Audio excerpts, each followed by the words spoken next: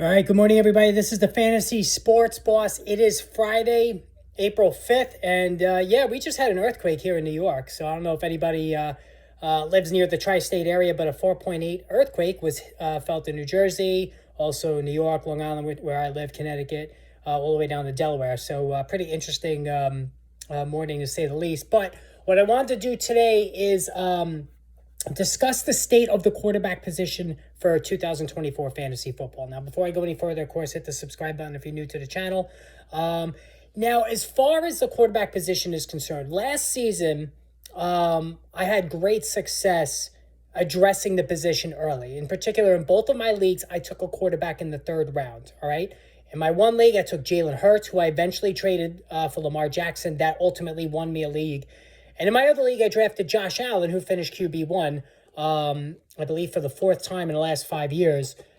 Even though I did get knocked out in the semifinals, I caught some bad breaks in that matchup. It wasn't anything that Josh Allen did to hurt me there. But over the years, I've kind of waffled going back and forth. Now, of course, I'm referring to single quarterback leagues, not superflex leagues.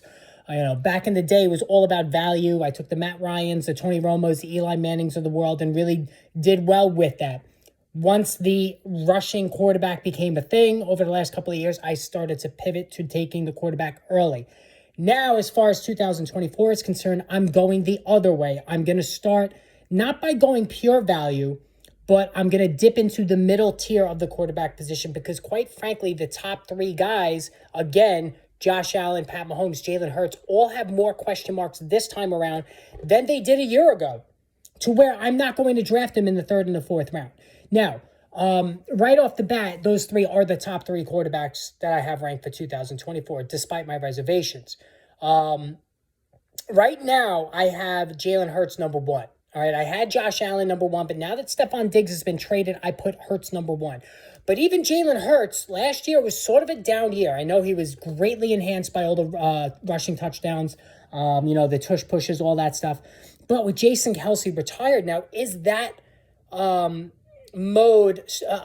mode of attack going to be as effective?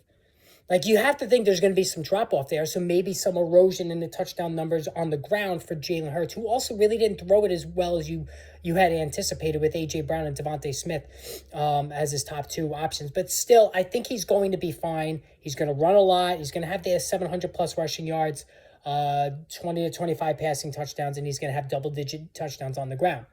I have Allen number two.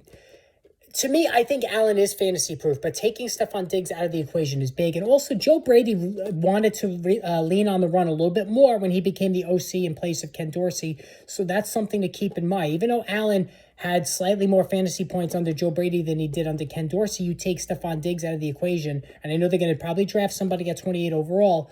But still, that's a significant loss there. But his durability is amazing. Still runs quite a bit. No drop-off there yet. So I think Allen is still safe at number two. Pat Mahomes is number three. He finished QB7 last year. So you took a loss on Pat Mahomes if you drafted him as the first or second quarterback off the board.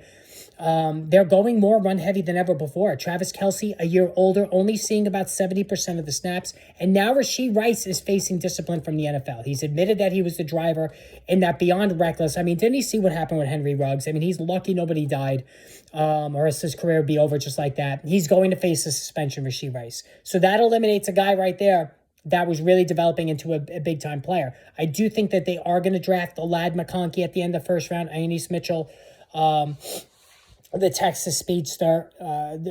But still, I think that there will be a learning curve there. And really, the Chiefs haven't hit well on... I mean, they did hit on Rashee Rice, but, Sky Moore was a bust. So they weren't able to develop Kadarius Toney. So I think that there are still a lot of question marks there for Pat Mahomes. Now, my QB4 is Lamar Jackson. Listen, I won a league with Jackson last year, but in fantasy football during the course of the season, I know he saved his best for last with a 40-plus game in the championship game, but Jackson was really kind of underwhelming for long stretches of the season because Gus Edwards was taking all the touchdown opportunities around the goal line. I don't think that's going to change. You have Derrick Henry now, who's an even better power back. They're not going to run Lamar Jackson around the goal line, so keep that in mind. Put out that season finale, as awesome as it was, out of your head when you draft Jackson this year. He finally was maintained health last year. Is that going to be a thing again this year? I don't know. So Jackson still has quite a bit of question marks. Now, this is where I'm going to start looking for my quarterback. QB5 is CJ Stroud. People are going to have Joe Burrow number 5 out of reflexive habit. I have CJ Stroud 5. Jesus, he's got Stephon Diggs now joining Nico Collins, Tank Dell, Joe Mixon out of the backfield, one of the best receiving running backs in the game. And he's got Dalton Schultz, who's always a weapon around the red zone. He's going to put up insane numbers. He could be QB1, no doubt about it. And you can get him at the very least QB5. All right? Probably QB6 because I still think Joe Burrow is going to go ahead of him. That's where I'm going to start looking at my quarterback right there. I have Joe Burrow QB6. Listen, I like Burrow. The injuries are getting annoying. He's lost weapons now with Joe Mixon and Tyler Boyd. I mean, T. Higgins is going to play distracted, so I have reservations about Joe Burrow. QB7 is Anthony Richardson. Can he stay healthy? He's another guy that could lead the NFL in fantasy points at the quarterback position. I don't think there's any question about it. There's going to be a lot of aggression getting Anthony Richardson this season because in his cameo last year, he was breathtaking. He was scoring more fantasy points per game than anybody when he was on the field. So there is going to be a major market for him this year. So I have him as QB7, but I'm not going to proactively go for him. QB8, who I'm really going after, is Jordan Love. I've been singing the praises of Jordan Love all off season. This offense is insane. Just as good as the Texan offense with young speedsters, Christian Watson, Jaden Reed, Romeo Doubs. You have a two-headed touchdown monster in Kraft and Musgrave. They have now dual threat Josh Jacobs. It's all set up for Jordan Love to have a monster season as my QB8. Now, QB9, I have Dak Prescott. Listen, I think he's going to be fine. They're going to probably have to throw more than ever, and he did a great job last year, but he's getting to be a little bit of a boring veteran.